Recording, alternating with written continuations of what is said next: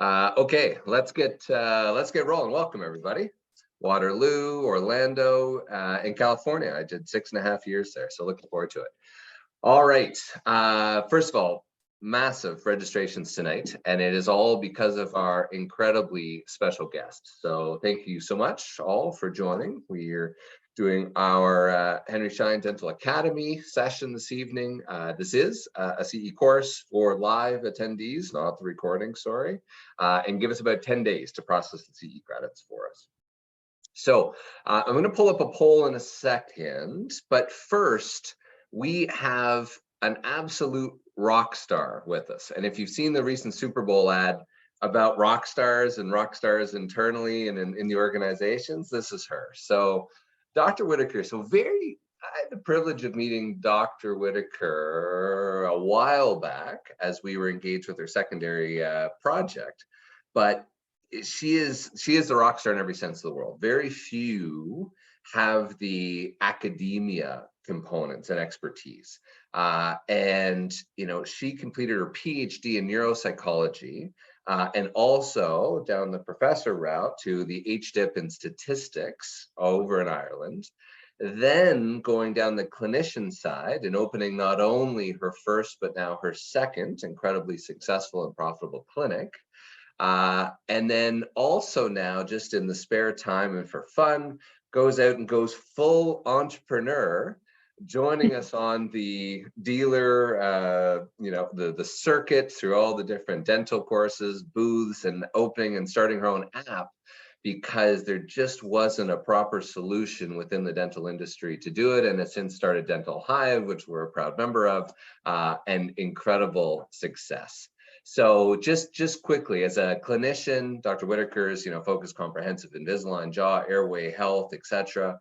And obviously very experienced with starting that dental clinic from scratch, which is really what we're going to be going through today, keeping it very interactive, keeping it fun, etc.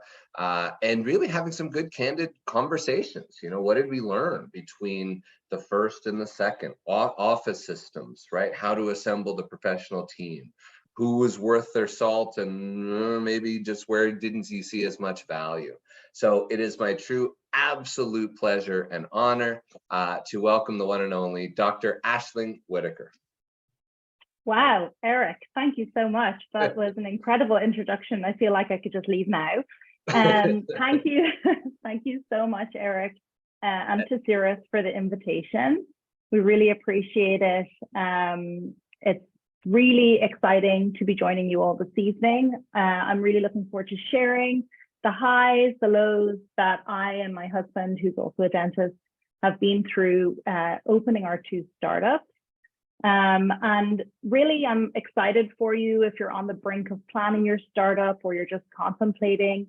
I've been there not too long ago, and I'm always happy for people to get in touch with me to ask me any questions and to ask questions tonight. Perfect. And I just again, to keep things fun and interactive, I just pulled up a quick poll, and just for both ourselves as well as Dr. Whitaker, there's a great little session here that you should be able to see that will give just a little bit of background as well as some good feedback for Dr. Whitaker's new venture in Dental Hive to give us a little bit of background there. So I'll give that a minute while that's up and running. Again, do you own or do you lease your space? What best describes your situation? Are you planning to open or relocate? Planning to acquire? Planning to transition as a core component, as well as, again, what's the status as it pertains to your building or your lease? And then also a couple of interesting questions that we'll do as a takeaway for what resources would be helpful, right? Especially on the Dental Hive side, we've got a neat little practice startup checklist we'll go through tonight that we can certainly send to you as well. But some of that feedback, again, very helpful, very collaborative. We're certainly doing our very best to make sure we have all the best resources that we can get to everybody, especially as part of the Dental Hive umbrella.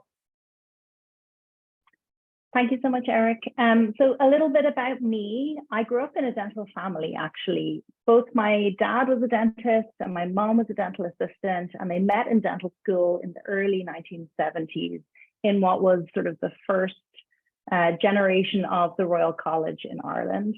My dad went on to be a dental professor. He opened multiple clinics. And I grew up essentially surrounded by dentists. Every weekend, every golf outing that I caddied for, every Irish Dental Association meeting, which happened to fall on my birthday, I was part of. I studied in Ireland. I met a very charming Canadian dental student, Anand, who I married right after dental school.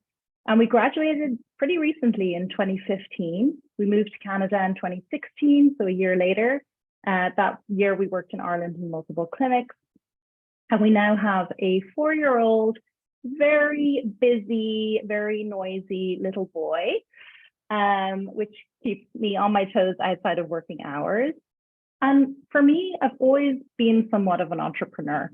During my teens, I earned a lot of pocket money, helping dental clinics, taking their photography, building out very basic websites before Google existed, and then going on to improve their marketing, their office systems, team meetings, and sort of went up through the ranks over the years, doing various different roles in the dental office.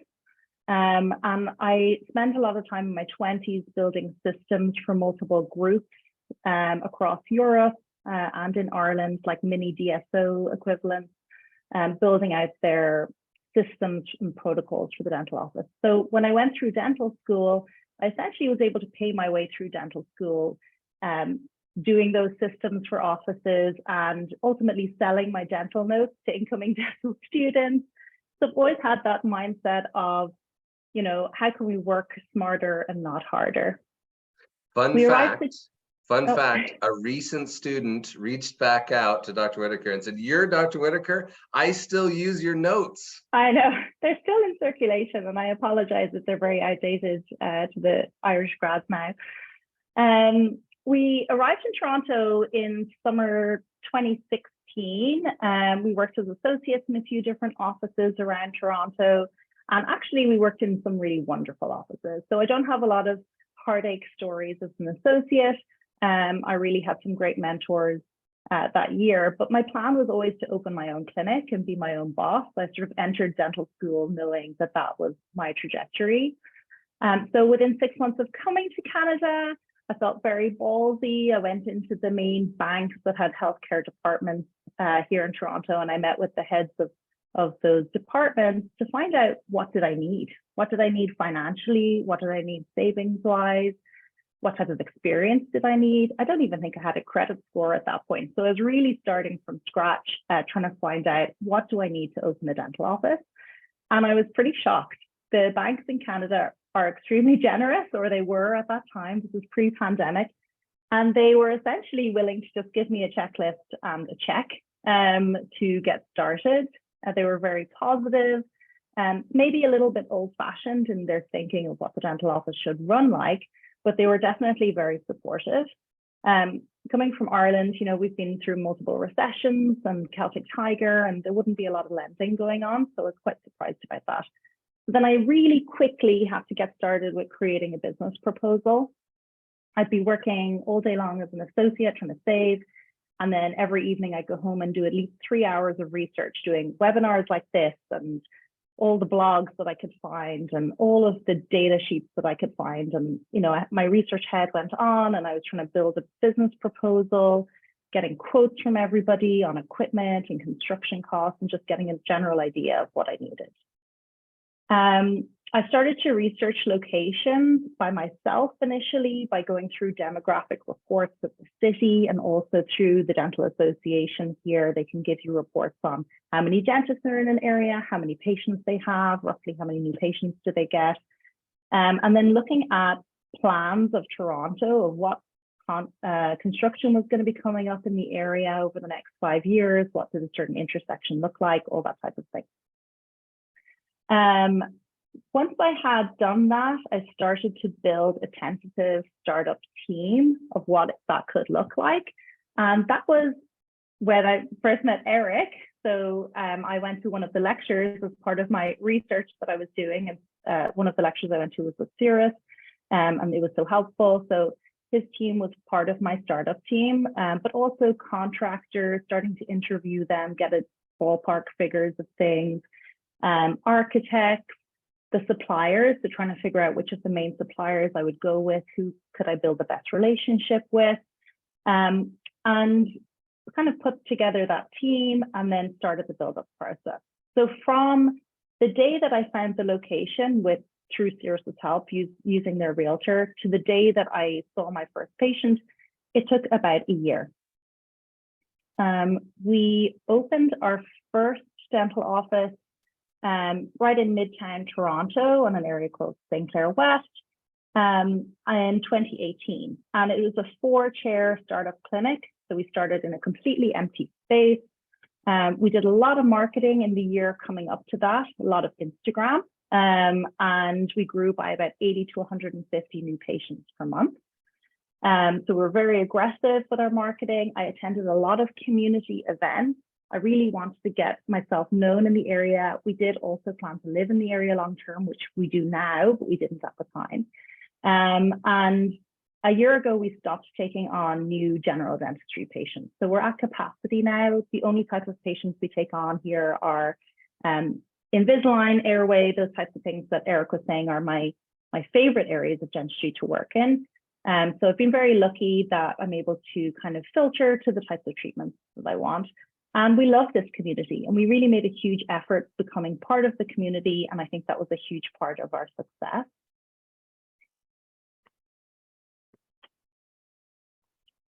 So then in 2021, we decided we were a bit bored because the first clinic was going smoothly and there was a pandemic. And so like, who wouldn't be bored, you know?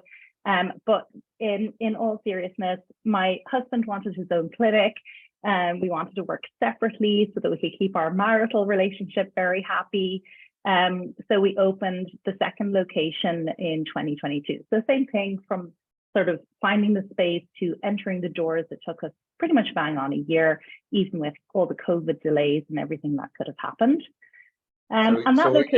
What you're suggesting, Dr. Whitaker, is that this is the happy spouse, happy house. Yes, exactly. Perfect. Exactly. Okay. Exactly. He didn't need his bossy wife hanging around every day. So in 2022 we opened. We've been open for a year. This time we went with a 6 operatory clinic. People in the US are probably thinking, oh my God, she's opening such tiny little clinics. But in Toronto, this is pretty typical. Real estate's really expensive here. So this is a kind of a normal size clinic.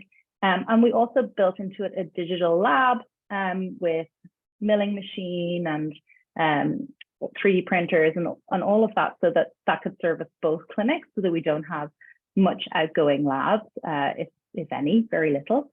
So I essentially can pay my husband to be my lab tech.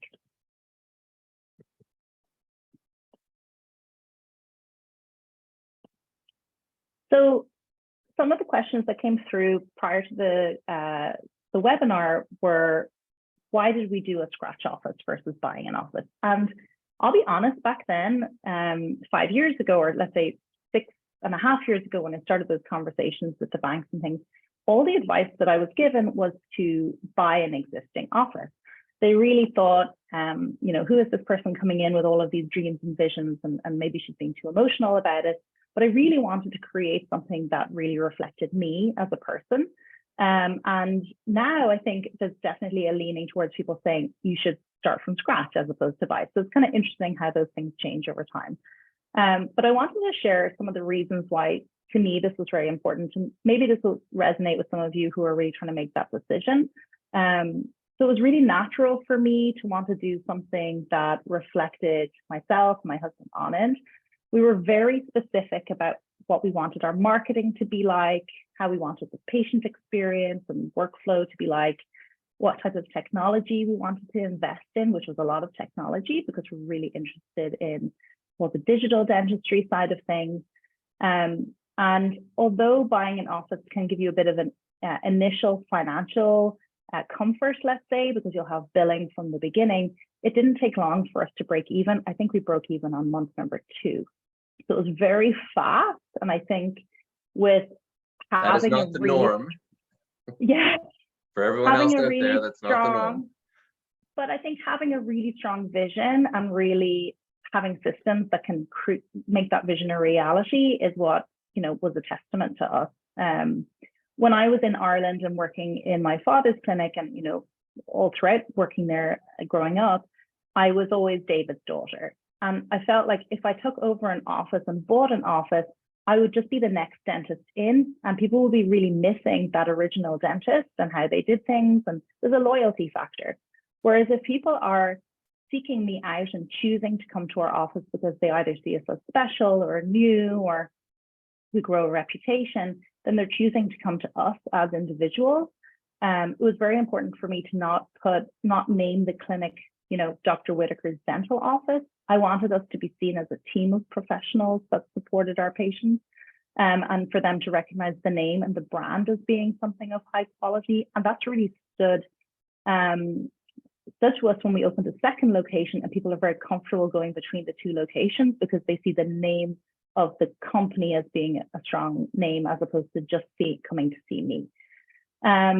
I also Dr. Whitaker, has that also now helped as you're now, you started new ventures now. So I'm assuming that's also helped you now step back. So you're not doing as many clinical days as you were when you opened the first clinic.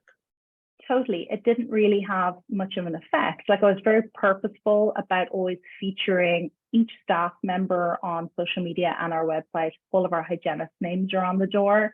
We all know that our patients build very strong relationships with their hygienist. So I really wanted to put them forward.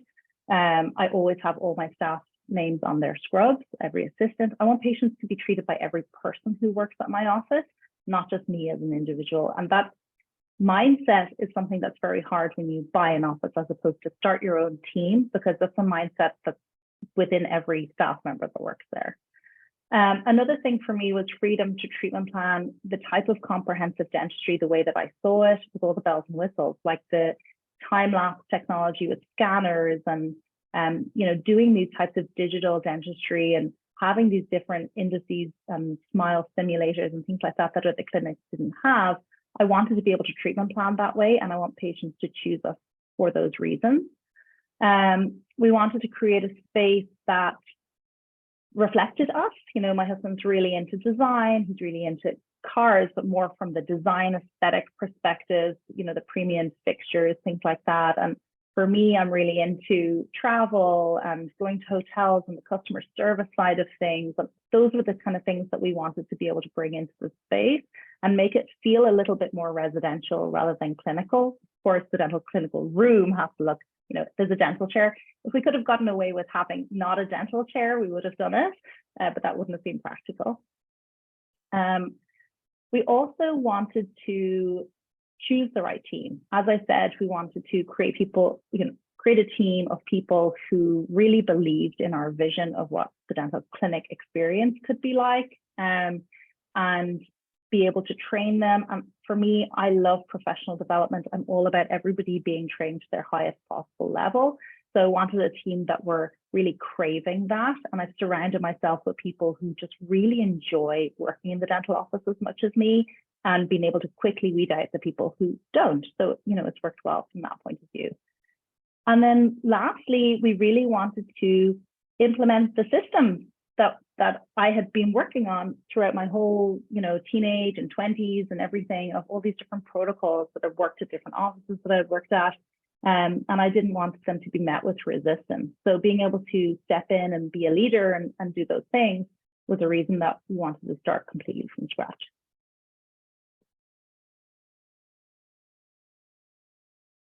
I've kind of doubled up all of this, so I'm just going to click on next.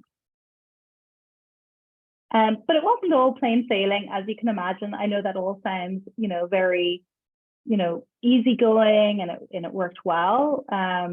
I will say I absolutely was somewhat cocky going into this experience. I thought I knew it all. I had been around I think I'd run protocols for maybe 40 clinics in Ireland over the years. I've been around a lot of different types of clinics, specialists and general. I've been around a lot of different, pretty impressive people and been on committees with them and things like that. So I really thought, this is going to be very easy going into this and starting it all. And I think I realized pretty quickly there were a lot of things that it's hard to learn until you're right in that moment and owning your own office.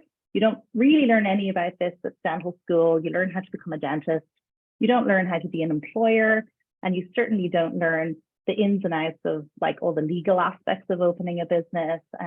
Maybe you learn a little bit about the financial, but the really in-depth stuff, it's hard to learn unless you're doing it the hard way. So some lessons that we learned, the first one is research your landlord. If you are leasing a space, and I guess if you're going to buy a unit, like research the building. Having a bad landlord is being in a bad marriage and not having the ability to have a divorce. And we have had a really mixed bag. We have one really amazing landlord and one really difficult landlord. And you just don't know what you're going to get. So if New Me was going to be starting a third clinic, which potentially will be on the cards, I would be researching the landlord very thoroughly. I would be speaking to businesses that are in units, asking to speak to the owners. What has their experience been like with that landlord? What's the communication levels like? All that type of thing, because it's a game changer when you have an amazing landlord, and having one of each experience for us, it's really black and white. Just for example, one of our building units has a construction issue still, even though we're open with seeing patients and everything like that.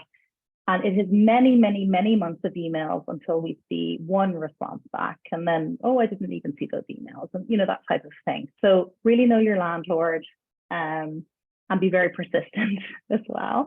Don't be shy. Before you are in the unit, you're going to be looking at your lease a lot. Lease documents are really long, 50 to 100 pages, maybe, Eric would speak to this, maybe even longer than that. So during that negotiation period, which lasted, I think, 3 or 4 months for us before before we started, it went back and forth every couple of days, at least once a week, maybe twice a week sometimes. So you'd come home after a long day of clinical work, and then you would be reading a lease document for 2 hours. So really dedicate that time to really know it inside and out. You can catch things like, these are just examples from us, trash collection, like who's paying for that. So in our first clinic, that's thousands of dollars a month that you could save if the building are going to be covering the cost of that, which we managed to figure out later on, but after many months. What hours are you required to be open? Because when you first open a clinic, maybe you'll think, okay, I'll be open 2 days a week and I'll keep my associate job. But maybe according to your lease, you have to be fully functional. All I found somebody working there 5 days a week, including Saturdays, whatever. So you need to know what that looks like so that you're not in breach of your lease. You need to know what it looks like over the holidays. If you'd like to take time off, are you allowed? Do you have to notify your landlord? All of those types of things. So really be very clear. You could get yourself in trouble, and you don't want that once you're coming up for renewal. Obviously, we worked with Cirrus. I wouldn't be here tonight if I didn't stand behind their amazing team. And in my mind, it saved us hundreds of thousands of dollars. I'm sure Eric will talk a little bit about it, but some of the savings were obvious. Obvious now. I didn't know about things like demolition clauses back then, but some of the things were, just really helpful things. So, one of our offices, we built it during the pandemic. So they were able to negotiate a long period of time from our tenants' work aspect, which then we didn't have to pay rent when we weren't using the unit, like until we were ready to open for dentistry. And that was something they were able to negotiate on our behalf. And then also with this ongoing construction issue that we have related to our door quality, they're still there with us. They're still responding with us. They have our backs, and they're, from my point of view, a very trusted advisor. And knowing that they're there and that they have the experience from many different circumstances. Because the truth is, when you're opening your office, you're so emotional and so excited about it, and you just can't wait to do that Invisalign. But there's so much going on before that happens, and it can really bog you down and take the love and the joy out of, actually opening your first office.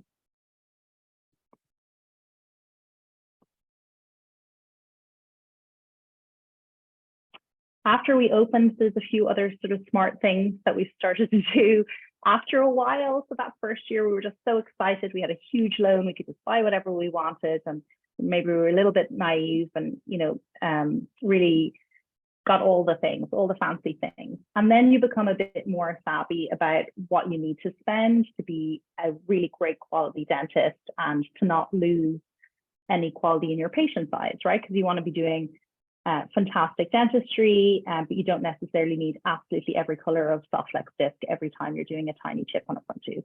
So you start to become a bit more savvy. One thing that I learned about kind of along the way that saved us a lot of money for our second office is group purchasing or big group discounts. So I'm a member of a few different study clubs for things like Invisalign, my husband for implants, things like that. And some of those larger networks have negotiated really great pricing on things like lasers and crown mills and things like that. So we've saved hundreds of thousands of dollars on bigger ticket items compared to buying them just from a main supplier. So if you're in a niche type of dentistry, there's definitely a lot of savings to be had. Another overspent area that we weren't savvy about the first year of the first clinic was long contracts. So a lot of contracts with companies that come in to give you sort of supplies like a rug and a hand towels and those types of things were, 12-month cancellation period and things like that. So you want to really stay away from that. You want to be staying with short contracts or things that you pay only if they, deliver a service. So say only when they fix your autoclave do you pay for it, as opposed to every single time they service it. Things like that, you want to be a little bit more careful. And then a really simple one, but that saved us a lot. We used to give a lot of free things and like really high quality things and constantly giving free things to patients. And then one day a patient said to us, "Oh, I have like 15 of your chopsticks in my bathroom drawer and they're great." And I'm thinking, oh my God, they expire in a year. You're not going to get through 15 of those. So we actually pared it back and started giving away just one high quality item when somebody comes in for their cleaning. So did they want a chopstick, but it's a really good quality one, not just a random marketing company one. Or we do CuraProx toothbrushes, so they're per manual toothbrush very expensive. If they use an electric, do they even want one? And we realized that we save a minimum of 50 grand per year per office. So it's a lot of waste in free tiny toothpaste that is not environmentally friendly anyway. So recommend cutting back on those things. And honestly, not a single patient noticed. So things like that can really save you a lot. Tracking your equipment on spreadsheets, tracking every time something goes out for repair, every time it comes back in, who did it, what was the error message. Smart spreadsheets like that, tracking everything that happens in the dental office, saved us a lot. One of our pieces of equipment was going out for repair all the time, although it was brand new. And then they said, "Oh no, it's been a year out of warranty now." We said, "Look, it's been 15 times. And then they were able to replace it for free. On their end, their logs had only logged 3 times. So having really smart spreadsheets that you're really on top of has saved us a ton of money. A little bit of a last area is obviously we all spend a huge money on staffing. The average per clinic is at least 15,000 a year just on the hiring process, like the advertising and things like that and onboarding somebody. So having a plan for that 3-month probation and like having to, check in every 2 weeks on their knowledge, on their skills, on their interest really saves a lot, so that you're investing in the right people and you're not spending too much money on people who are not invested in your clinic. Some strategies, pardon me. Some strategies for success. Eric, will that go back one? I got you. It's being quirky on my end. Some strategies for success, just kind of as an overview, things that I start to do now or in the last while that we didn't necessarily do at the beginning because we're so overwhelmed and so just excited about being open and drinking all the coffee, is serious goal setting. So like setting goals, not just for production, we all hear about that, but what types of treatment you want to be doing, really letting your team know that, what time off you want and courses you want to do and not feeling guilty about it. But also about how you want to be scheduled, how smart scheduled you can be and what you can do virtual versus non-virtual and things like that. Also having goals for the wellness of your team, which is really critical right now, where a lot of people are seeing staff turnover. That seems to be the biggest headache for everybody. So like, are you regularly checking in, and do you have goals for how you can improve the wellness of your team?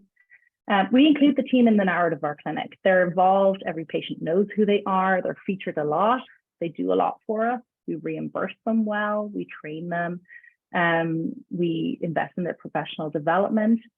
As I mentioned, I'm always creating and reevaluating the systems, like what's not working, and not being kind of too big-headed to say, like, you know, what I implemented isn't working and I'm going to change it. And then looking at all feedback from the team and from patients, even if it's negative, as a form of a gift. That was something that a colleague said at a webinar I was at a year ago, and it really stood with me, that you can really see like a negative review and be, you know, it ruffles all your feathers. But then you think about, like, why are they coming from it at that situation? Sure, they're probably a particularly difficult patient and maybe you didn't deserve everything that they said. But what does it mean for, like, is your communication strategy thorough enough? Are your notes thorough enough? All that type of thing. Obviously, as a previous researcher, data analysis is a huge thing for me. I dedicate a day a week to really look at my business, how successful it is, what the numbers look like, how much of each treatment am I getting, like, how am I doing compared to last year, like this month last year, all those types of things. And then being really open to growth. Like, my staff come to me all the time with things that we could change, and it's not a no. It's usually a, yeah, let me think about that and let's work that into the situation.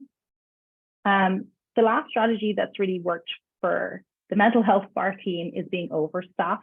We always have an extra person on hand, and they're usually cross-trained, bit of reception, bit of sterilization, room turnover, that sort of thing. And it's been a game changer for us because everybody has been sick, like somebody out every week, you know, when you have a larger team.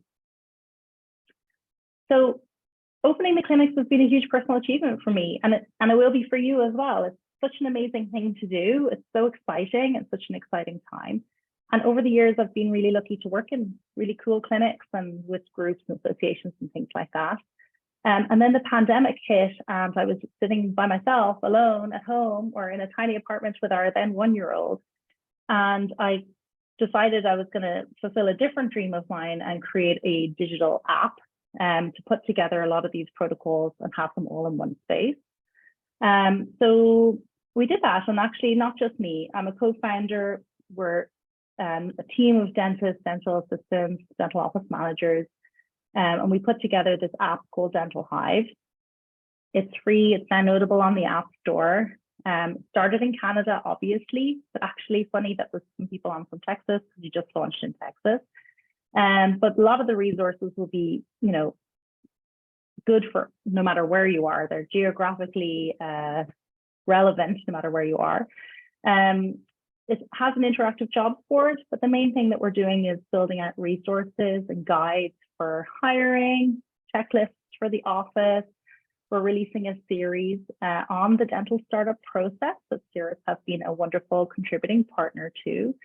So articles, webinars like this that go more in depth into each section, creating a business proposal, all of the checklists and spreadsheets to be smarter and not work harder. So we welcome you to join us on there. As I mentioned, it is free to download. We have almost 4,000 dental professionals on there so far, and it's available in the App Store, in the Google Store, and has a fun Instagram page too. So we welcome you to join us and to give us feedback on what you need. If it's not on there, it will be created by our partners and be released very quickly. So if you're like, oh, I want to know what percentage of my production I should spend on supplies or staffing in a month, I can give you that information. It can be live very quickly. And that's it from me. Thank you so much for joining me. Please email me, aisling@dentalhive.ca. Yes, it is a strange spelling for my first name. Or connect with me on LinkedIn. And thanks again to Eric for tonight, but also for every day that you're in contact with me. Well, we, again, rock star. And now part B of this, right, for the remaining 20 minutes is we're going to go behind the scenes and actually see what we did for Dr. Whitaker, how we handled and assisted at some of these key inflection points, and what specifically some of her return on investment was from the actual lease negotiation. So don't go anywhere. But absolutely, Dr. Whitaker, those are incredible pieces. I learn something every time. And you're right. I think the biggest point is two big takeaways. Number one is the lease is like a marriage that you can't get a divorce from. Boy, that's gonna stick with me.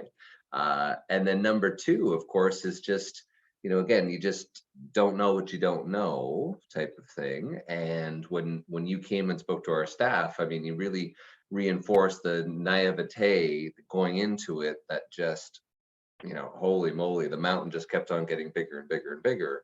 And then it becomes, suddenly, hey, here's another, it's like a wedding, here's another 10,000, here's another 5,000, here's another 15,000, etc. And then suddenly these costs and expenses continue to increase. So Mhm. fantastic. So let's dig in a little bit here. First of all, as Dr. Whitaker mentioned, right, some of the key stats, knowing your numbers. So I'm going to give three here, 85, 54, and 80. As you think about those, just a reminder to feel free to throw in any extra Q&A. There's, just as we pull those up,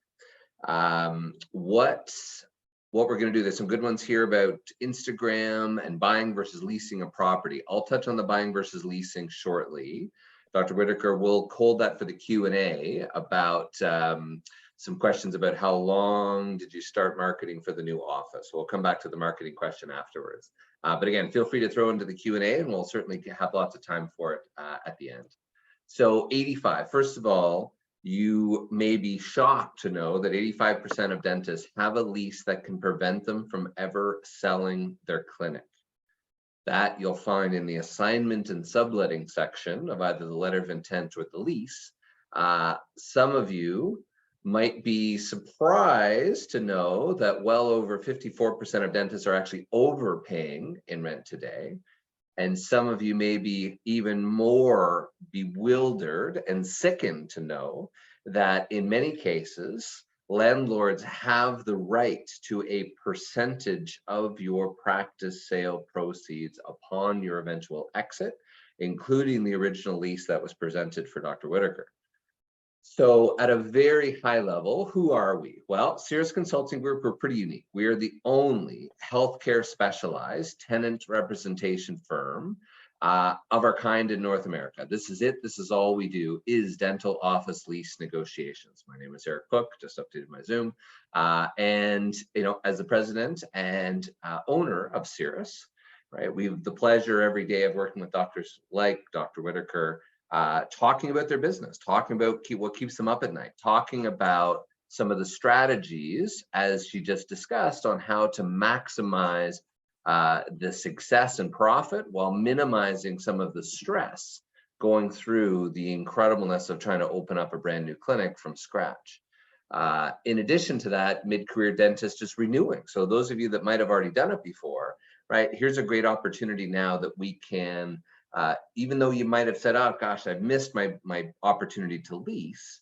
No, quite frankly, most doctors don't come to that realization until after their first 10 years or 15 years and saying, gosh, I am the best tenant on the planet, right? Dr. Whitaker's got some of the highest build-out costs of any other commercial tenant, as do you. Lowest default rate, 0.5% is the default rate. A restaurant is over 95% default rate after 10 years. Right? Plus, you're COVID proof, you can't work from home, and you bring in high quality foot traffic. Right? You are the best tenants on the planet, yet the least likely to get the professional help or try to do it yourself, or have someone that's just being purely paid by the landlord or paid more. That the more that you pay in rent, the more that they get paid. Right? There really does. We really do fit into that sort of unique sweet spot to make sure that. Dr. Whitaker mentioned, we're on the shoulder, we're Deborah's advocate, we're helping to deal with all the stuff 9 to 5, providing that executive summary to Dr. Whitaker at the end of the day to make sure that, right, we've done everything to perfection and trying to take as much of this stress off your shoulders as possible. With that being said, it all comes down to the data and analytics. That was a big piece that I took away from Ashling's points. And we have it. We have demographics, rental rates, vacancies, comp reports from College Station, from those of you from Missouri, for those of you joining from Alaska, right? We've got that data. So if you are curious, You can email me at info@cirrusconsultinggroup.com. We can have a look at your lease, and we can, and more importantly, pull up some of those local demographic reports, set up a Zoom, and actually dig right into it. You'll be pretty shocked at some of the interesting data, especially market growth, right? How much the market spend is on healthcare, right, within a 2-mile radius of your practice, et cetera, throughout all of Canada and the US. Now, this is one of the great resources in Dental Hive. So a lot of the questions we get is, hey, gosh, Dr. Whitaker, where do I start? What's the first thing I do? What do I need to do? Where the heck does a lease negotiator fitting in? Does a broker? What about the equipment partner, contractor, designer, insurance, etc.? So for those of you on your phones enjoying a glass of wine, don't squint. Or a screenshot, you can email us and we can send that to you, or we can have it available through Dental Hive as well. But it's a neat little layout that does go through a little bit of a chronological process from creating a business plan all the way through to preparing to open. So yes, as Dr. Whitaker mentioned, we really helped at that very early onset. We were able to insert one of the local broker partners that were out turning keys for us as we were guiding, advising them to make sure that we had Dr. Whitaker's goals in mind. We knew exactly what they were looking for. We could give direction to that local broker to be able to, help search and find, and really come up with a beautiful location in a spot that was exactly where she wanted. And then helping to oversee, right? What are those financial components? What are the business components look like? What's the dental specific language needed to make sure that all of the planning and visualization and everything that Dr. Whitaker had done to take that and make sure that that good location was then not hampered by a boat anchor of a lease was a whole large 30-hour process in and amongst itself. But that was done again in behind the scenes, right, to help make sure that from the client's perspective, it was straightforward and smooth. So another way of looking at that checklist is, that business plan. And that's really down to a big component of it is just choosing the right team. Of course, the banks might just need a little Excel spreadsheet and then you're good to go for a loan. The dentistry is the only industry which gets 100% loan with barely a spreadsheet. It's truly remarkable throughout North America. So don't take that lightly. It doesn't mean just because the bank gives you money doesn't mean you shouldn't be doing some of these proactive events. It only helps for smart business. Site selection, of course, right, is a key component to it. And then, really then looking at that lease, looking at all the components within the lease, and educating yourself through the process, right? As we went through all the backs and forth and the red linings and black linings and back and forth with the landlords, we were able to share with Dr. Whitaker, okay, great, here are some of our concerns. Here's what I think should be some of your must-haves in terms of goals for the negotiation. We'll get into those shortly. Here's some of our nice-to-haves, and here's things that I think we can give up in order to help accomplish some of the must-haves. So having that and working with Dr. Whitaker to create that plan and goals and good, better, best, long before we even had the first conversation with the landlord. So planning that carefully choreographed game of chess before we even sat down at the table and did our first move is so important to this process. All too often, associates or otherwise, oh great, you know what, I drove around my local neighborhood, Dr. Whitaker, I saw the sign, I loved it, I called the number on the sign. The landlord's agent said, no problems. You don't need any help. I'll do everything for you. Just sign here right now because I've got 3 other dentists that want to take over this space tomorrow. Right. And then suddenly all of the good planning and emotion now suddenly has just now locked you into a binding letter of intent. And suddenly now, even before you've seen a 99-page lease, you're suddenly now saying, oh my God, what did I do? So obviously, then the successful negotiation of the lease, all the way through the site design, avoiding the oops. Oops are unfortunately all too common in some cases without a dental specific team. So even things down to a 1/2-inch water pipe intake versus a full inch, right? Imagine getting to the 6th operatory and suddenly the team from Shine comes in and says, whoops, Dr. Whitaker, boss, we got a problem. Right, we can only equip right, for the operatories, because we just now, according to the lease, right, we're only entitled to a 1/2 inch, and suddenly we just don't have enough. Or we had, a doctor reach out the other day that the sewer where the pipe was just a big open hole. Well, there's an open hole in one of the operatories. This is a problem, right? Don't laugh, Dr. Whitaker, it happened. So suddenly it was almost 20 grand to pick up and move this thing, right? All because of, there it was in Article 76, subsection 2, right? Here was the as is condition versus what specifically was required in landlord work to deliver it in the certain fashion. So, I mean, look, we've got 300 active dental office lease going on currently. And of the 13,000 that we've done over the past 29 years, pretty unique that, dare I say, we've seen it all. But having that experience is so helpful to avoid those surprises. And then, of course, when we think about negotiating the lease, my goal of this tonight, of course, right, in the next 15 minutes is not to make everybody a dental office leasing experts, but just to walk away with a different perspective of how important it is. Most new associates, when they come to us, or even existing practitioners, they think, oh, yeah, I'm going to negotiate my lease. That's base rent and maybe annual increase.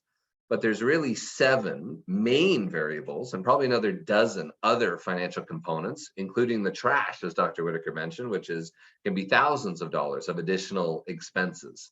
But base rent, right, very negotiable. Annual increases, which we'll touch on what we did for Dr. Whitaker. Common area maintenance, also very negotiable.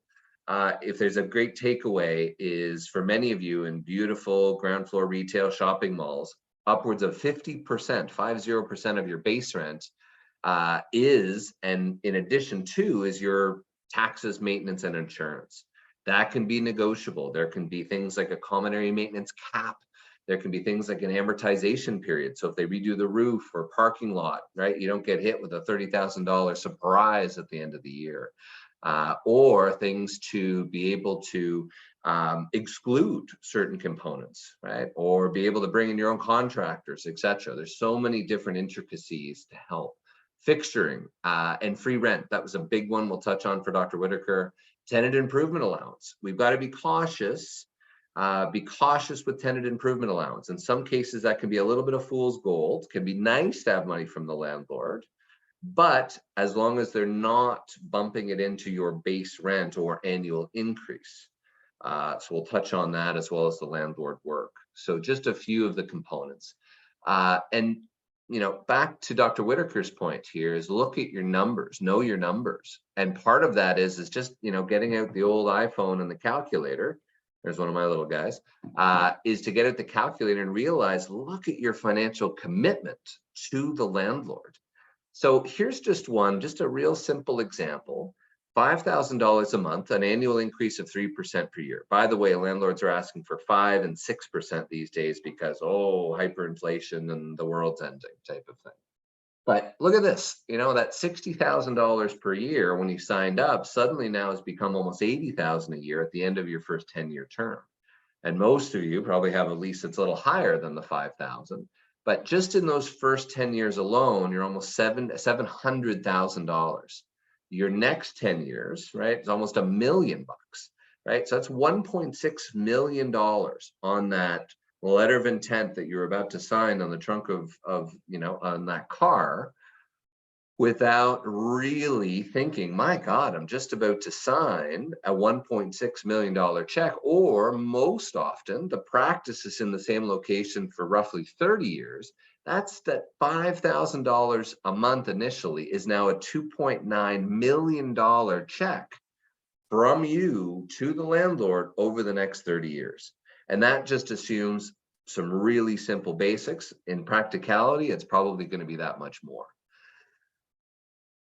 So take a deep breath and suddenly say, holy moly, right? If I'm just about to sign a $3 million check to anybody, right? You owe it to yourself, your family, your staff, your long-term sanity to make sure that you're getting every drop of juice out of that lemon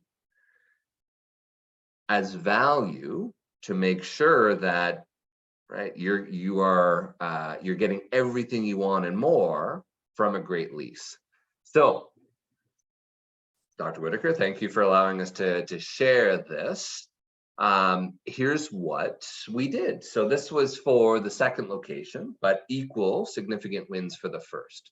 So let me break some of them down for you, if you can all see my screen. The first here really is the tenant improvement allowance. This was a big one that we kept rent constant from what was being asked and advertised for. We were also able to minimize and only have one single annual increase over the full 10-year term. And heck, we haven't even gotten to that increase yet, but that is as close as possible. Think of it just as an iron, right? Ironing out those annual increases can be exponential, to avoid, just like compounding interest, right? The longer we can give a fixed rate for 5 years, small adjustment, and another fixed rate for 5 years, your effective rate over the term is minimal, right? So incredible minimal increases, while also keeping base rent low and aligned with market, and still based on the experience, the brand, and really being able to share Dr. Whitaker's vision to the landlord. We were able to generate $100,000 of money from the landlord to help build out and cover some of that beautiful build out cost that we did with Dr. Whitaker. In addition to that, then some fixturing, which is the period of time from getting the keys to then being up and running. Again, pandemic, etc., but still not uncommon to be getting multiple months in either fixturing and or afterwards actual free rent. In this case, we were able to get over 7 months, so almost $100,000 worth of free rent versus what was originally advertised for, from the original advertisements, etc. So being able to be smart on cash, and the fact that Dr. Whitaker was able, as she shared, she broke even month 2. Well, when you're not burning $100,000 in cash as you're building out, that dramatically helps to reduce cash flow costs, right, burn rates, etc., before you've seen your first patient. Term options, 5-year options, we'll touch on some examples here shortly. And then it's all the other, some of the intangible, right, and the other surprises. So initially, there was a clause that Dr. Whitaker had that basically the landlord, with as little as 30 days notice, could pick up that beautiful clinic and move her to any other location, right, in the building or that the landlord owns, right? And I believe the landlord was going to cover the entire build-out cost up to 2 months worth of base rent. So first of all, to just think of picking up and moving a clinic, that could be 18 months just to build out and revamp that from scratch. So there's no reason why that should even be in a dental office lease. But we were able to quickly explain that and have it removed, because that can be a major issue for the bank or a major issue for the buyer, knowing that the landlord can wake up one morning and say, here's a brown envelope on your door, we want to move you. And it's not even the lack of production. My concern would be is that it would have been the patient attrition for Dr. Whitaker, which could have been upwards of 8%, that they go down the street and they don't come back. And I'll pass it to Dr. Whitaker for your perspective here, but also we limited and actually removed the personal liability. That is incredibly rare, hardly ever happens. This was really unique that we were able to limit that and just put the corporation there. Very, very, very, very, very uncommon. Restoration. So most leases, the landlord will have the right to return it to pre-dental condition if you were to ever leave.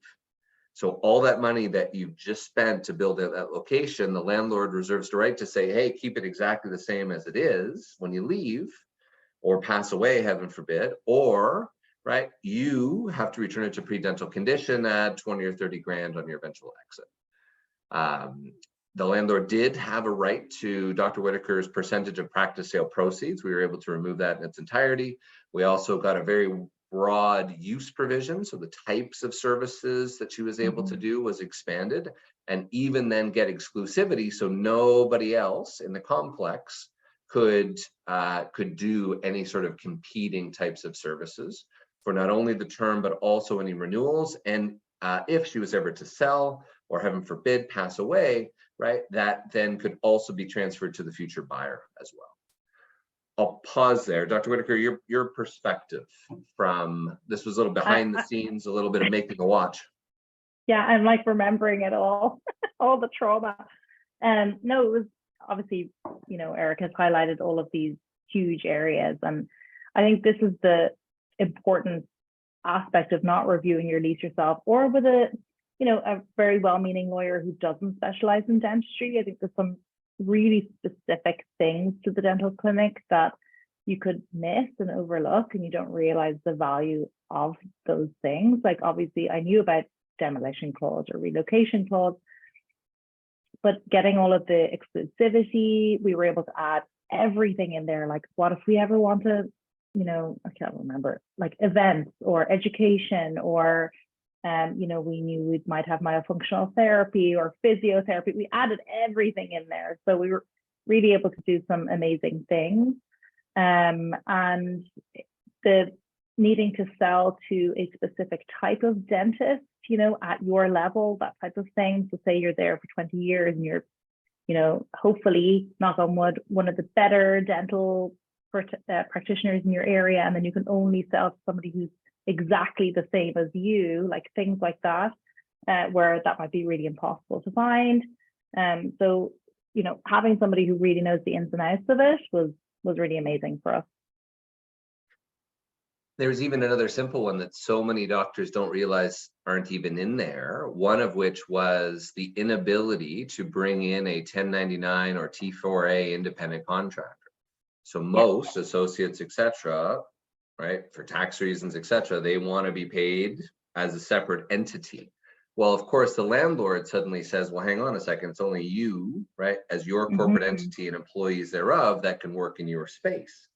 Right. It's no different. Some landlords will look at it that, hey, if you've got an OMS coming in once a month for some impacted thirds that you don't want to do, well, they'll say, well, hang on a second, you're now bringing an outside business, right? Dr. Jill Smith, OMS, who's now basically leasing out or subleasing the space to generate additional income for the practice. The landlord says, hang on, that's my space. This was big back in the 80s and 90s of those old vending machines, right, or cigarette machines, where they would come in and basically say, hang on a second, you're bringing in all these vending machines. This is my square footage. I'm the landlord. This is my money, not yours, to either hold the doctor in breach or to increase rent. Now, I'm not trying to compare an oral maxillofacial surgeon with a vending machine, but you get my point. So that's my world. Another one that you may not remember, Eric, is so for our second clinic, we were planning to do a lot of sedation. My husband places implants with a lot of wisdom teeth and that type of thing. So the gases for things like nitrous and releasing the gases, we were in a modern type of condo building on the ground floor. And so suddenly, although we had stated we would be a sedation facility, later on in the process, they were like, no, wait a second, you can't release those gases, and we're like, no, we have it all there, it's all written. And so then they had to create the ability to rewrite a lot of that as part of their work because they had already agreed to it. So it was something that could have cost us like an extra $100,000 to create all of that, not piping, but infrastructure, let's say, because it had to be released up towards the sky in a very huge multi-story building, as opposed to just out to the street, out the front door or something like that. So there's just so many things. There's too many things for a 1-hour webinar. And we will do phase 2 and a part 2, which is key. I won't tell you, Dr. Whitaker, what my godfather did back in the 80s and 90s to take nitrous oxide from the practice and hardwire it into his 1974 Corvette. I won't share that story. I'll say that for another time. Needless to say, there's some great Q&As. We're going to get to that in just a moment. But just, if you're taking a screenshot, here's just a great example of just some of the components that we were negotiating for Dr. Whitaker that you should be aware of, what impact it has, and certainly things like a death and disability clause. So important as a takeaway from tonight. That again, heaven forbid, if anything were to happen to you, you want your estate to be able to have that ability to terminate. There's a devastating example of a doctor north of our head office Doctor, 43 years of age, built at a beautiful 6-operatory clinic 3 weeks prior to the grand opening, had died of a massive heart attack. Fully built out clinic, no doctor, no patients. How much is that practice worth? Zero, unfortunately, even less than zero. So the bank received, their coverage from the life insurance policy, but then the landlord went back to the spouse and then said, unfortunately, Mrs. Smith, you're now responsible for the roughly $9,000 a month lease, increasing at 4% per year for the remaining 9.5 years on the lease. Needless to say, had the doctor had some extra professional representation, we could have added a death and disability clause that could have given the spouse the ability just to terminate the lease and walk away. Spouse wasn't a dentist and suddenly was just riddled with all of this on top of everything else. So just being smart. In the essence of time, we won't go through the practical example, but just one little clause of an option to renew, and don't forget your dates. This was a letter a doctor sent to us from his landlord 2 days after he missed his option to renew deadline. His landlord, this was Texas, who he thought was his friend, ended up sending him this, which basically tore up the original lease. And the landlord, 3 years after the doctor built out, the landlord put a for lease sign in the window, right, to the detriment of the staff and the patients who suddenly said, God, you just moved in here, why are you moving out? All because of the doctor missed the option to renew deadline. So don't start early, 24 months prior to a lease renewal, right? And obviously as long as possible prior to signing that lease or letter of intent. Over the past 29 years now that Cirrus has been around, here's the wheel of success. Get all the information, a signed version that you've signed, the landlord signed and beyond. Develop your practice and career goals, right? Have the conversations with a professional to start thinking about what those plans are. Have the lease reviewed. Even if you don't have a lease yet, have that conversation to understand what might be there. Find out the rental rates, demographics, all those data points, as Dr. Whitaker mentioned, and then figure out that carefully choreographed game of chess. But don't tomorrow morning pick up the phone, call the landlord and say, great, what do you want to charge me? Right? Or great, I want to sign up for your place. With that being said, I'll pull this up. We've got lots of Q&A in appreciation of everyone's time. Some of you might not yet be in the stage, but still click yes, we'll register it. So we'll add a $2,000 credit to your account for a complimentary lease review. So in appreciation for everyone's time, I'll pull up second poll here. And what we'll do is, give us some great feedback. If you also have a key question for Dr. Whitaker and Dental Hive, there's a quick section for that as well. So if you're looking for the data on certain demographics, certain rental rates, certain informations on a certain building, click yes to a lease review. So question one is, right, do you have a lease today? Right. Number two is, when does your lease currently expire? Interesting feedback here. Situation urgent. Again, if you're in a month-to-month situation, if you're about to sign something, if the landlord's blowing up your phone to get you to push something, add that in. I would certainly say, again, click yes for number 4. We're happy to do, again, log that to your file. Even if you don't have a lease, we're happy to schedule a call and discuss it with you. And then again, 75%, Dr. Whitaker, are looking for more information about Dental Hive. So awesome. We will make sure that we can circle back and add to some mailing lists to make that easy. 77% as we look forward. Just click yes. It's free stuff. Exactly. I'm right now at 60, so we're catching up for the complimentary lease review. Okay, Dr. Whitaker, some great questions here. And again, we'll keep this open, Dr. Whitaker. If you've got the time, we're happy to go through as we touch. So, Dr. Whitaker, number 1 from Dr. K. How long before your office opened did you start marketing, and how did you use Instagram to get new patients? So I think I set up our Instagram account 6 months before. I attended a number of live things, and I mean things like mom and baby marketplaces and wellness marketplaces in the neighborhood, schools, going in as a dentist, educating kids, showing them how to brush their teeth, giving my business card out to everybody. Fun fact, our address changed during that process somehow by the city of Toronto. So the business cards were all slightly irrelevant, but at least they got to see who we were and our name and roughly where we would be. And with Instagram, just started with the kind of startup process. So introducing myself, very non-professional, I would say. So very human touch side of things, videoing us, videoing the empty space. I took a lot of video footage during the build out phase so that I could later then create some really nice videos that went together in sequence so I could show how things changed over time. And I will say some of the errors that people make with Instagram, and I actually went to a few courses on how to do Instagram. So I did try and learn a little bit myself. At that time, I didn't want to spend too much on a marketing company or something.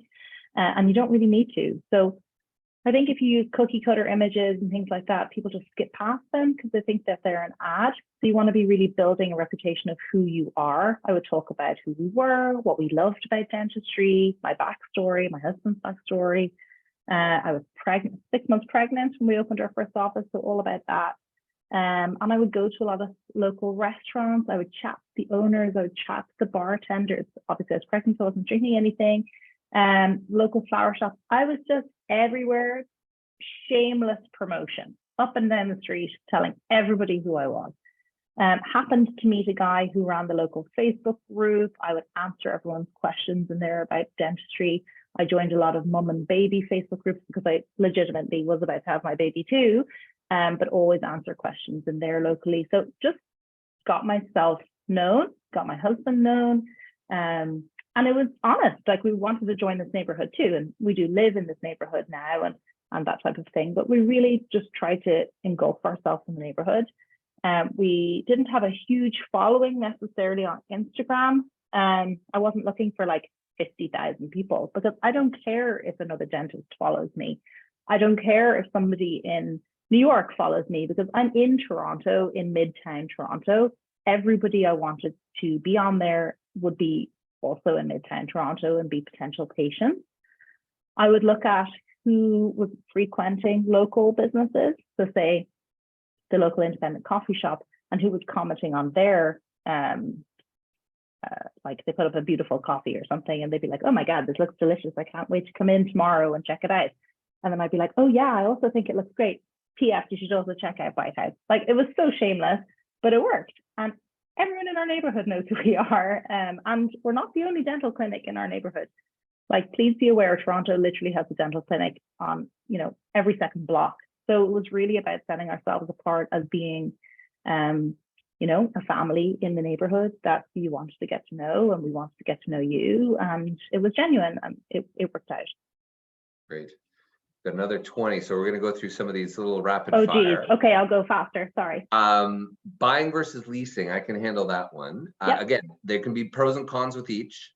The lease is still important with each, especially if you own your own building. You're not scot-free. It's still important to have a lease separating your real estate corp from your practice corp.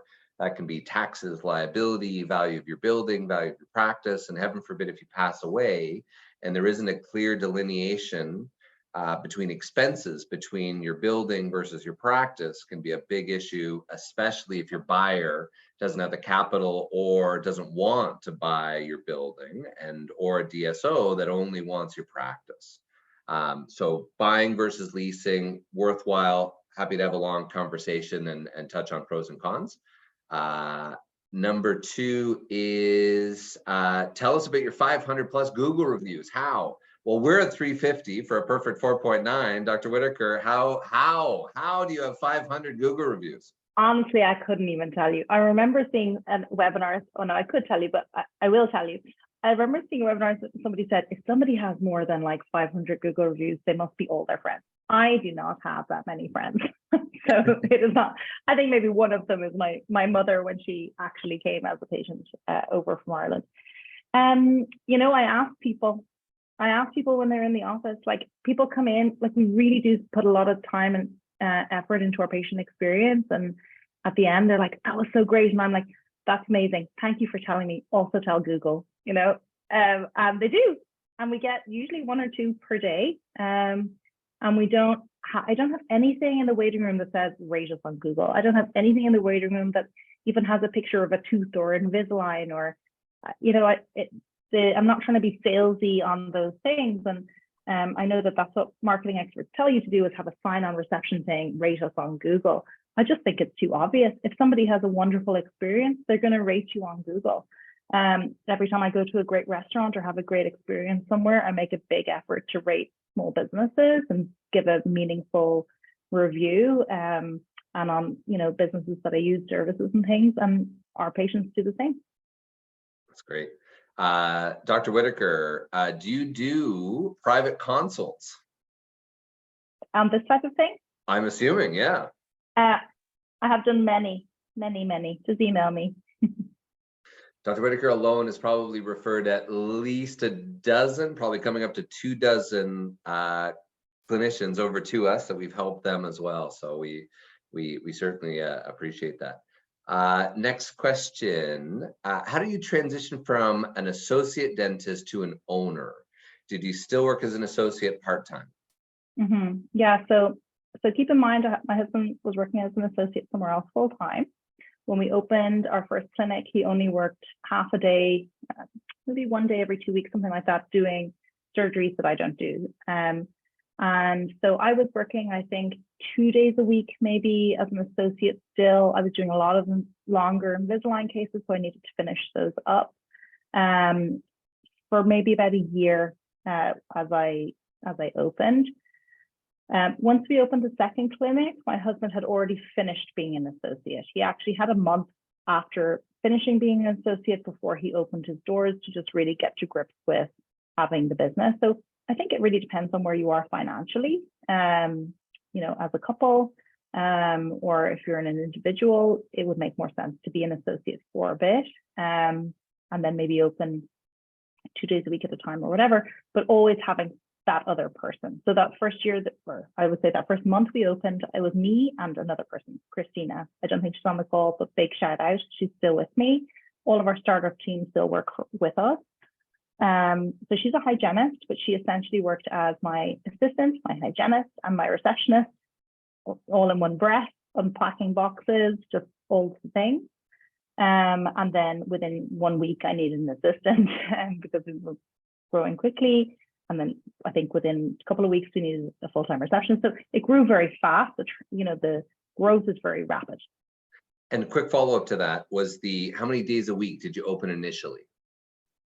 So we opened like 5 having Christina there, 2 me doing clinical dentistry, but she could still do the odd hygiene, but it meant that she had to lock the door, obviously, for those first 2 weeks when we didn't have that dental assistant there.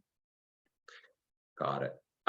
One quick follow-up. I think this was maybe related to the Texas piece and what markets. Someone said the Dental Hive app, when creating a profile, I'm having an error notification with the postal code, zip code.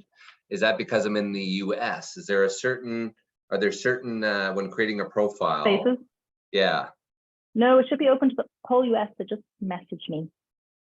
Okay, perfect. Thank you. Or support at dentalhive.ca. Perfect.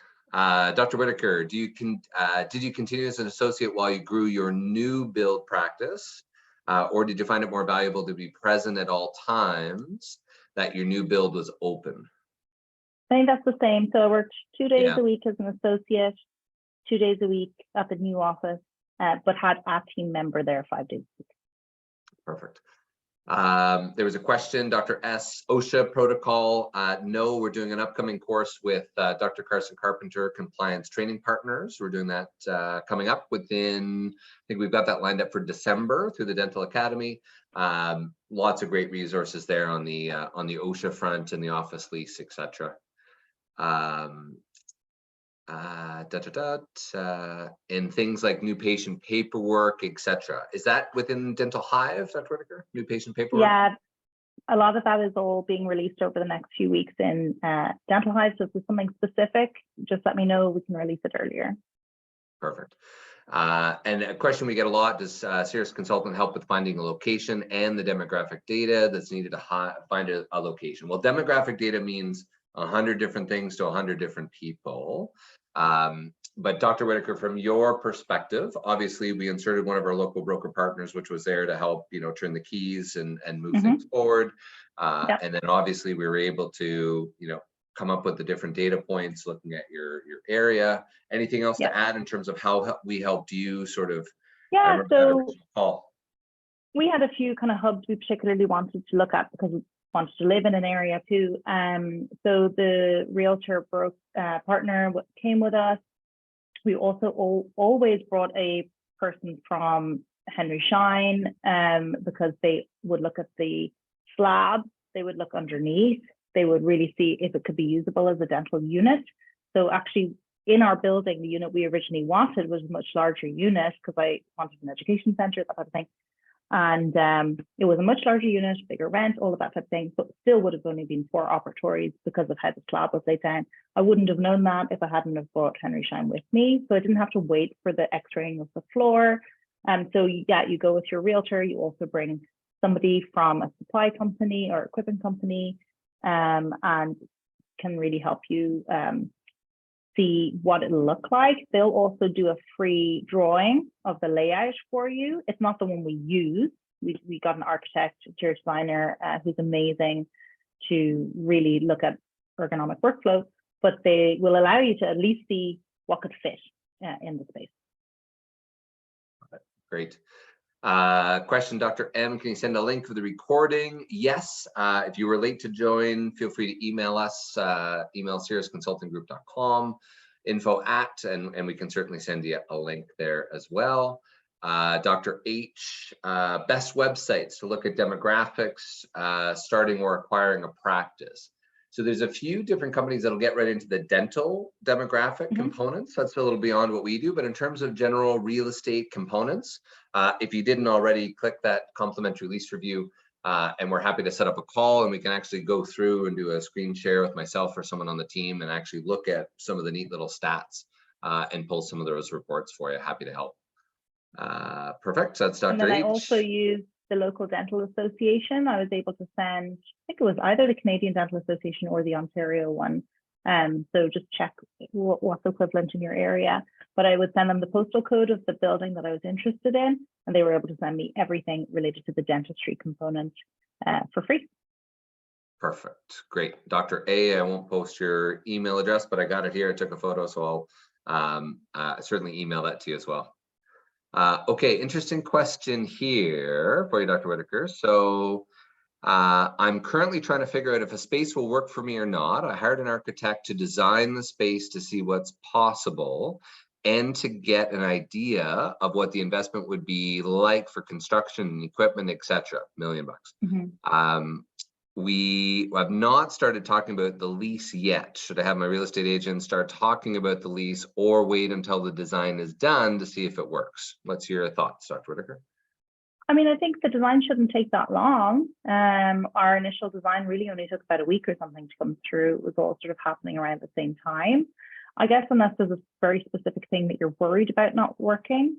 I know that, I think, Eric, one of the examples that Cirrus gave before was somebody who, not with Cirrus, but had leased a space and then did the x-ray and then found out that they couldn't put the right piping in and stuff like that. So you definitely want to make sure it's going to be usable and also that it's zoned for being a dental office. You don't want to take on a space and then look up the city and it's not actually zoned for medical dental.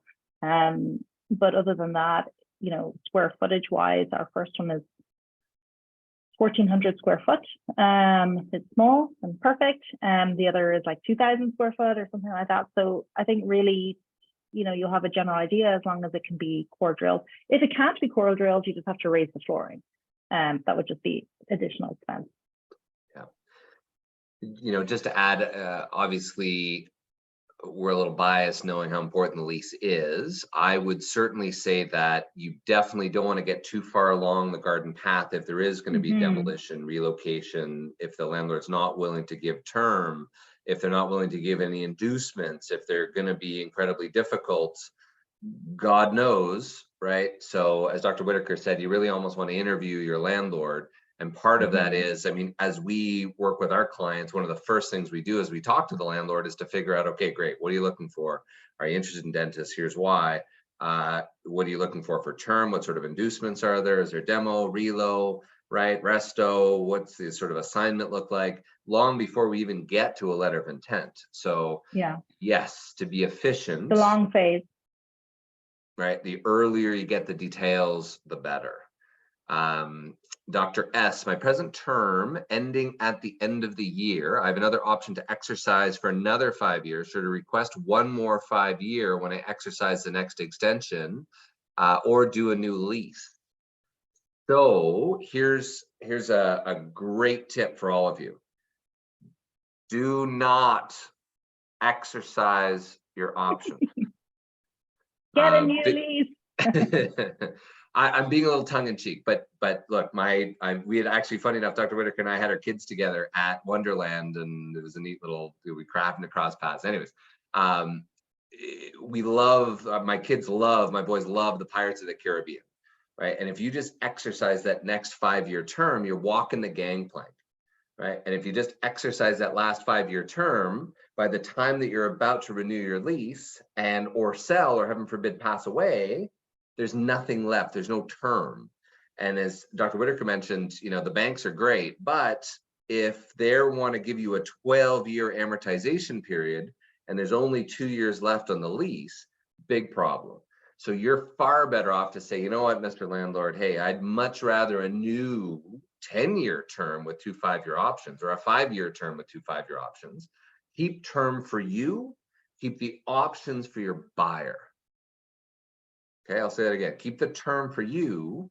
When you go to sell, your buyer is going to need as long of term as possible, because they certainly don't want to pick up and relocate after I just paid you $2 million for Dr. Whitaker's practice, right? I want to have as much predictability and continuity of cash flow as possible, and I certainly don't want to spend another $400 a square foot to move across the street. Dr. S, hopefully that was helpful. I'm very hopeful that you can get us for a lease review very soon, because that's definitely a very, very common mistake that, oh, hey, I got term, I got another 5-year option. Don't start new for the new 5 or a new 10-year term, and keep those options down the line for your buyer. Big piece. Perfect. Send me a link too. Yes. Dr. Whitaker, how many spaces did you look at before you found your current practice, either 1 or 2, and how long did it take you to find that location? Either or both. I can't exactly remember, but I feel like less than 10 for each one. I think even less in the second clinic. So lots of time. No, I mean 3 weeks or something. I'm very. Oh, is I'm that like, all? Okay, I know. okay. Oh yeah, I'm like, I know what I want. This is what I want. I think, I don't know if you remember, Eric, but I think on the second one we were kind of looking at there were 2 potentials in very similar area, and it was like what would work better. So I did 2 designs, one on one on each of 2 units within a couple of streets of each other, with that free design, like through Henry Schein, to just kind of get like a ballpark of what each one would look like, you know, op sizes wise and that type of thing, layout, and then, you know, liked one over the other. Perfect.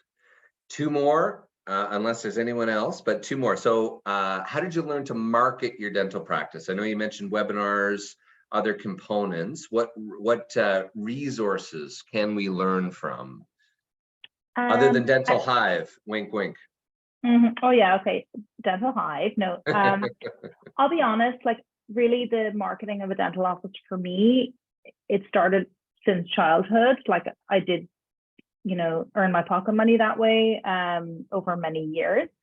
So that's not very fair answer. What I would say in terms of learning is think outside of your space. Do not look at another dental office to decide how to market your dental office. Think about who your customers, who you want them to be. So for me, I wanted, you know, families, people in their 30s and 40s. I have a young team. I wanted people who would be really excited by digital dentistry, who would also bring their children, because I do some children airway stuff, and I like pediatrics. So think about who your customer is. Think about where did they go?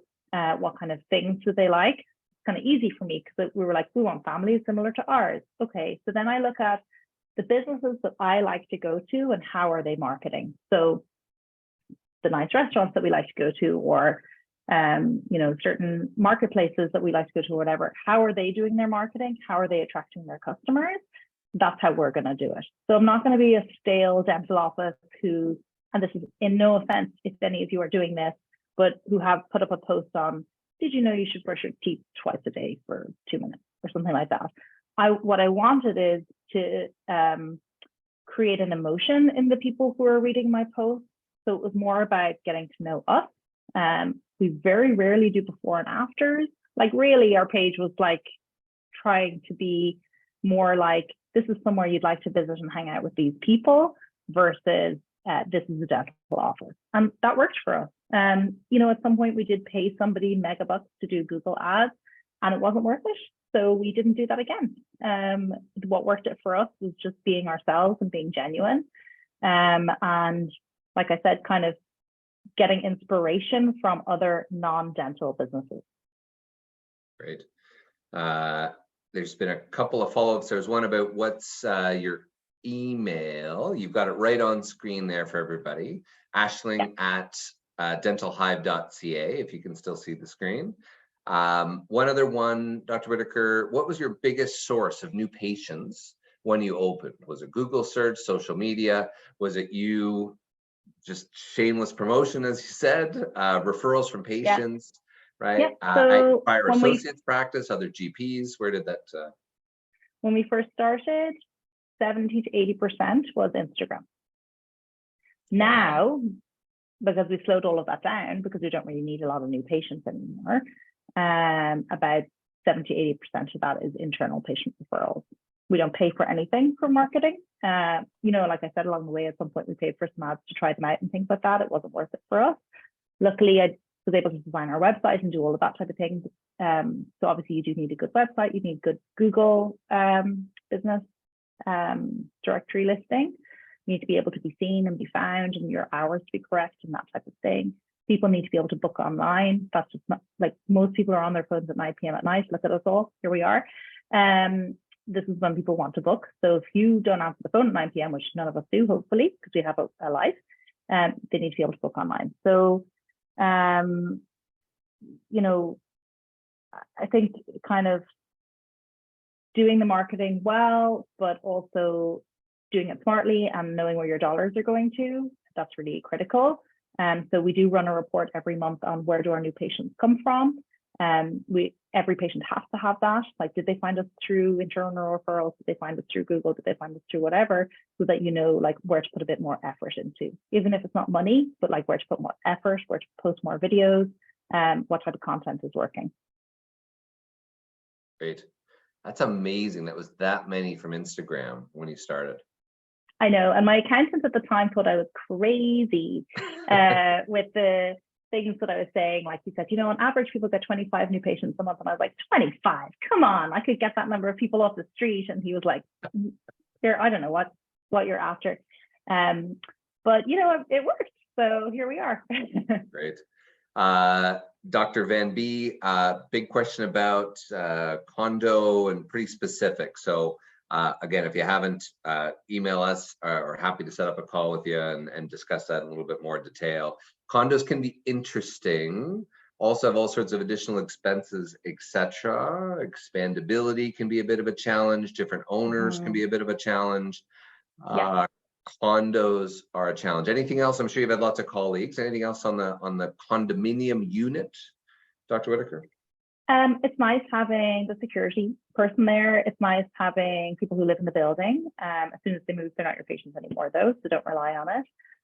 But like Eric said, our small 4-chair clinic, the expandability is an issue. Like we even thought about opening a clinic right across the street because we can't necessarily expand.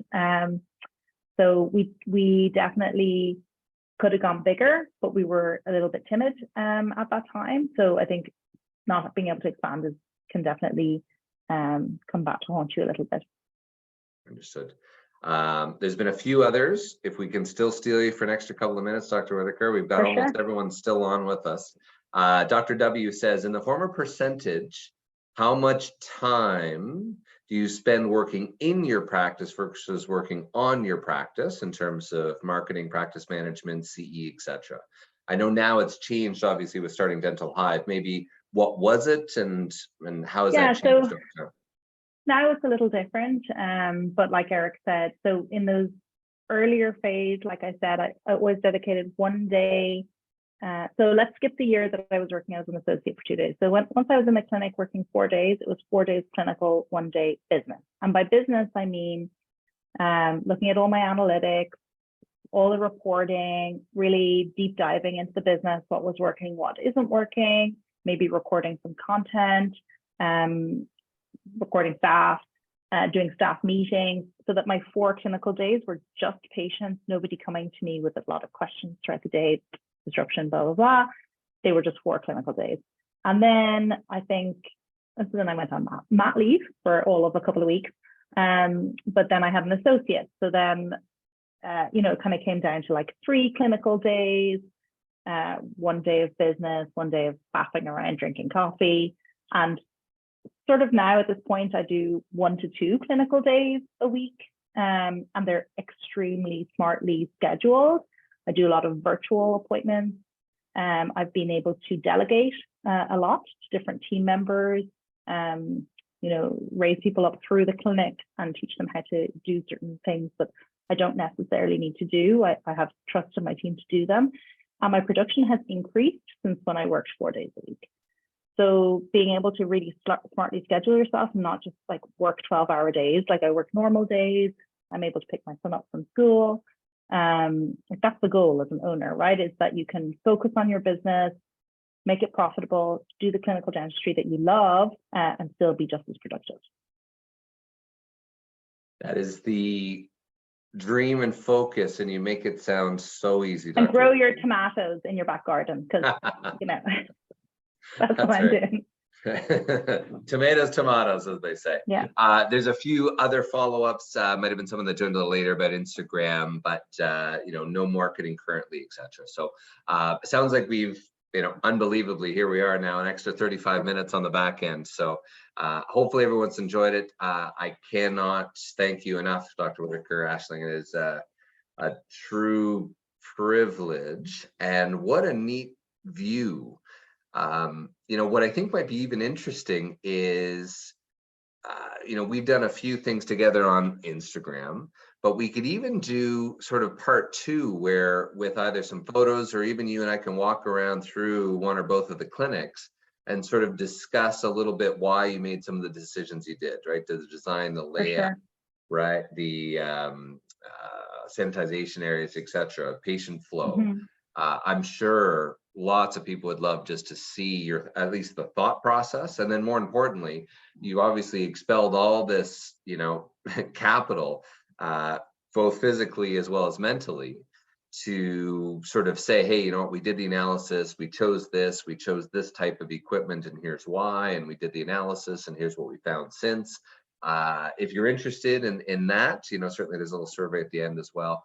And yeah, happy to do a part 2 in the near future.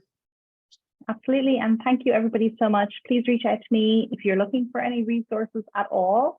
Really happy to help you. I'm really excited for you if you're starting to build your own office. Perfect.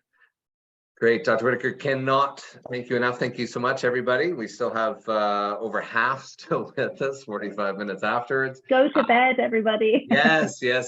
Enjoy a nice glass of wine. Enjoy the weekend. And thank you again, Dr. Whitaker. Greatly appreciate it. Good night, Eric. Thanks, everybody. Have a great night. Bye now.